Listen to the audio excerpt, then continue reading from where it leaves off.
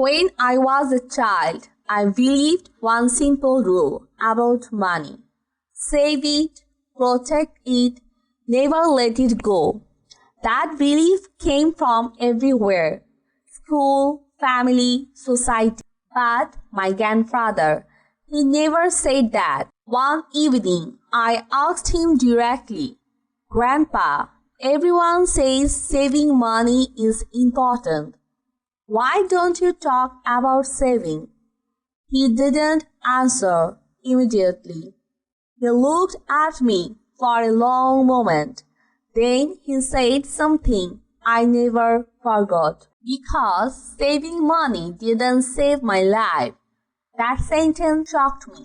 So he told me his story. Many years before I was born, my grandfather lived in a small rural town.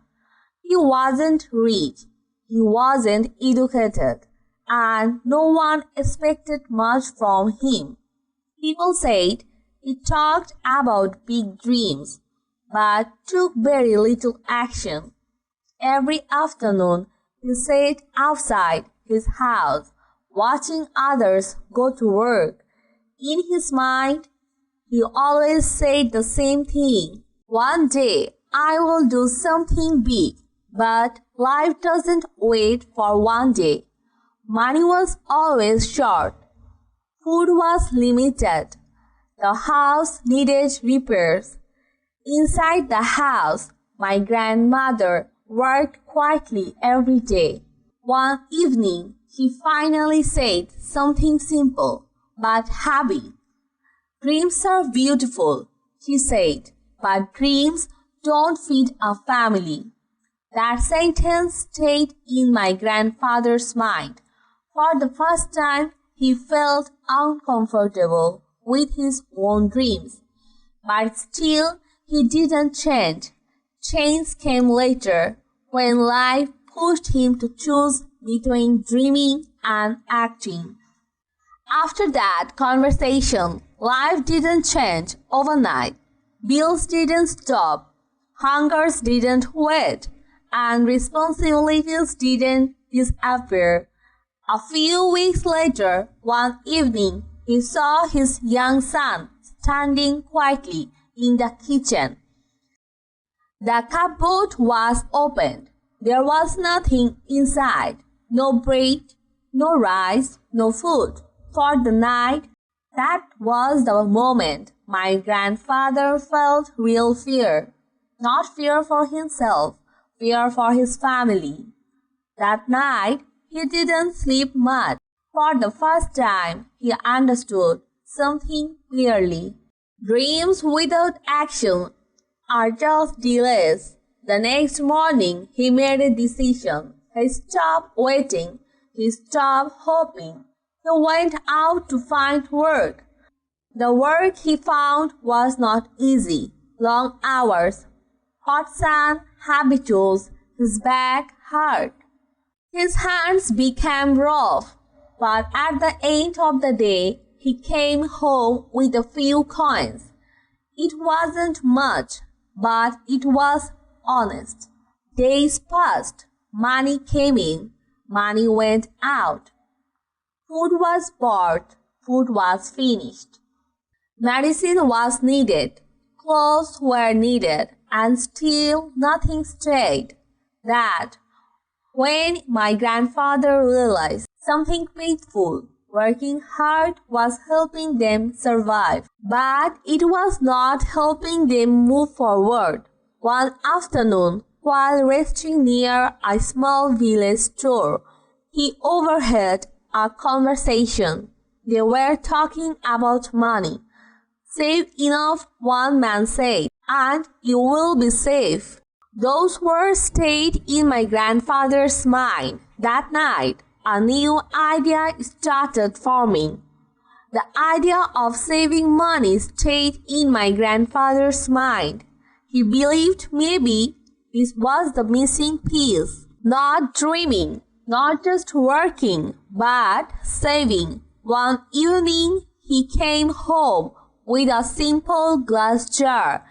He washed it and dried it and placed it under the bed. From that day, one every week, a few coins went into that jar. Saving gave him something he hadn't felt in a long time. For the first time, he felt prepared for tomorrow. He avoided buying new clothes. Meals became smaller. Sometimes the plates were almost empty.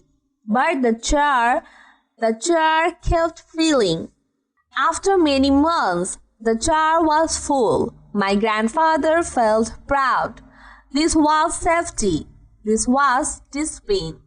One morning, he took the jar to the market. He placed it on the counter and asked for food.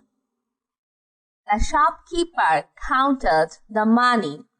Then he stopped. Prices had gone up. The jar bought much less than my grandfather expected. In that moment, my grandfather understood something painful. Money saved slowly can lose value quickly. The jar was full, but the future still felt fragile.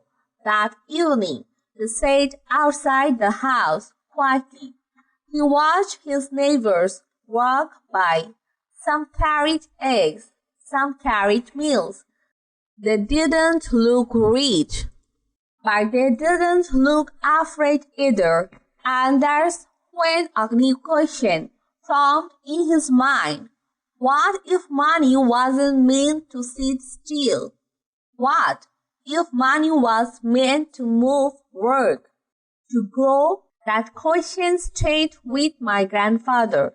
If money loses value while sitting still, then maybe money needs to move. A few days later, he noticed something simple. Almost every neighbor had something that produced daily value. Eggs, milk, vegetables, nothing big, nothing fancy, just small things that kept giving back. That's when my grandfather made a small decision. He took the money from the jar, not all of it, just enough, and he bought a few chicken. At first, he felt almost silly. One egg, then two, he ate some, he sold some. With the small money earned, he bought another chicken. Something slowly started to change. Money no longer disappeared completely. It started coming back. The jar was gone, but fear was gone too. My grandfather began writing things down. Eggs sold, money earned, money reinvested. For the first time, he wasn't just surviving. He was building something. One morning, he held an egg in his hand and smiled. That egg was worth more than a jar full of saved coin, because that egg would become another egg, and another, and another. That's when my grandfather finally understood. Saving money can protect you for a moment, but only growth can protect your future.